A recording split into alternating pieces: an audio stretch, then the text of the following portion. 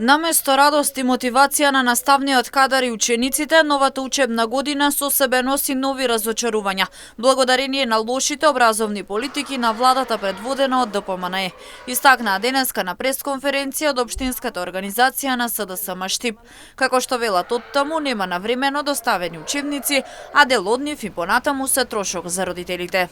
И покрај минато годишното помпезно најавување на едносменското работење на училиштата од страна на министерката, во Штип само едно училиште останува да работи на овој начин.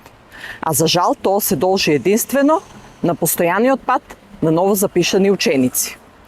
На само неколку дена пред стартот, наместо достава на учебници согласно новите образовни програми, можевме само да видиме соопштение на ресорното министерство дека учебници ќе бидат навремено доставени.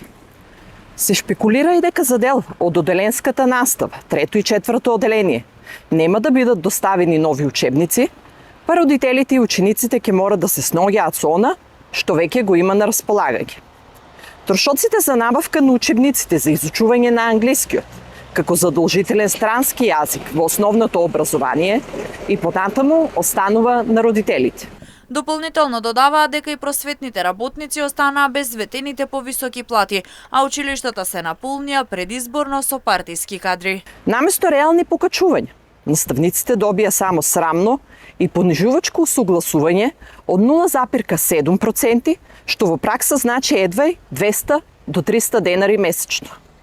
Ова е уште една во низата лаги на ВМРО ДПМНЕ, бидејќи во нивната програма стои ветување за повисоки плати и подобрена инфраструктура во училиштата. Истовремено, додека се крадеше од буџетот на наставниците, се донесоа измените на Законот за средно образование, со кои ДПМНЕ воведе повисоки плати, но само за директорите. Директорите добиваат значително зголемување за разлика од наставниот кадар. Од СДСМ Штип посочија дека на владата образованието не е приоритет.